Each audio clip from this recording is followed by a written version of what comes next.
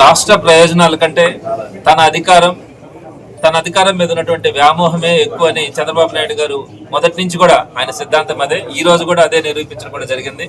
ఈ రోజు రాష్ట్ర ప్రయోజనాలను తాకట్టు పెట్టారు.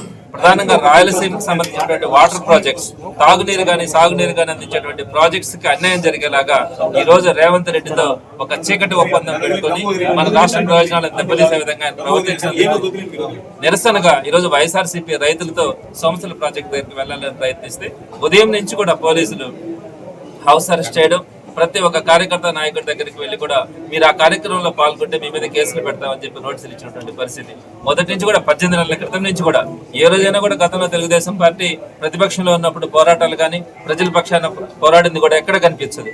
వాళ్ళు ఎప్పుడూ కూడా డబ్బులున్న వాళ్ళకి టికెట్లు ఇవ్వడం, డబ్బులతో రాజకీయంలోకి అధికారంలోకి రావడం కూడా వాళ్ళకి ఆనవాయితీగా జరిగేటువంటి పరిస్థితి. దానికి భిన్నంగా జగన్మోహన్ రెడ్డి గారు ఈ రోజు కేవలం 11 సీట్లు మాత్రమే వచ్చినా కూడా మొదటి రోజు నుంచి ఏదైతే కూటమి ప్రభుత్వం ప్రజలకి హామీలు ఇచ్చిందో ఆ హామీలు నెరవేర్చే క్రమంలో, అలానే ప్రజలు పడుతున్నటువంటి బాధలని ప్రభుత్వానికి తెలియజేసే క్రమంలో అనేకమైనటువంటి నిరసన కార్యక్రమాలు చేపట్టాం. 5 సంవత్సరాలు ప్రతిపక్షంలో ఉండాలని తెలిసినప్పటికీ కూడా ప్రతిపక్షంతో పాటు వైఎస్ఆర్సీపీతో పాటు ప్రజలు వేలాదిగా నెల్లూరు జిల్లాలో కానీ ఆంధ్ర రాష్ట్రంలో కానీ ముందుకొచ్చి కార్యక్రమాల్లో పాల్గొనడం కూడా జరిగింది.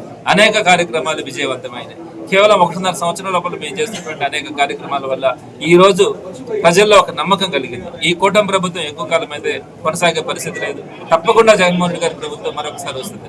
ఎస్పీ గారు ఒక 5 మందిని అయితే పొమ్మని చెప్పి చెప్తా ఉన్నారని చెప్పి మాట్లాడుతూ ఉన్నారు. ఒకటి చెప్తా ఉన్నాం, రైతులందరూ కూడా వాళ్ళు వస్తానని చెప్పినప్పుడు వైఎస్ఆర్సీపీ వాళ్ళకు ముందుండి వారి తరఫున పోరాడడానికి ప్రయత్నిస్తామంటే ఈ రోజు ఇప్పుడు మొత్తం లాఠీ చార్జ్ చేసి కార్యకర్తలను ఇబ్బందులు పెట్టి చేతులు పట్టుకొని లాగి అందరినీ కూడా లోపలికి పంపించి ఇప్పుడు 5 మందికి పర్మిషన్ ఇస్తామని చెప్పి చెప్తా ఉండడం అంటే ఎంత సిగ్గుచేటు అన్నది మీరు ఆలోచించాలి.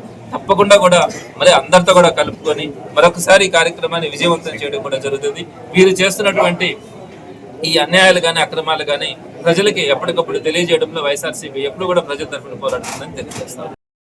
మెడికవర్ క్యాన్సర్ ఇన్స్టిట్యూట్ మన నెల్లూరులో అత్యంత అనుభవజ్ఞులైన వైద్య నిపుణుల ఆధ్వర్యంలో అన్ని రకాల క్యాన్సర్ వైద్య సేవలు, అధునాతన పెట్ సిటీ స్కాన్ ద్వారా 5 నిమిషాల్లో క్యాన్సర్ నిర్ధారణ మరియు చికిత్స అందిస్తోంది. దక్షిణ భారతదేశపు మొట్టమొదటి హాల్సియన్ రేడియేషన్ థెరపీ మెషిన్ మరియు బోన్ మ్యారో ట్రాన్స్ప్లాంట్ అందుబాటులో కలదు. ఆరోగ్యశ్రీ మరియు ప్రభుత్వ అనుసంధాన ఉద్యోగులకు CGHS, EHS, ఆరోగ్య భద్రత, మరెన్నో బీమాలు మరియు నగదు రహిత చికిత్స అందిస్తోంది మీ Nellore Medicover cancer institute, Chintareddypalem, Nellore. Hi Nilor, please subscribe to N3 TV.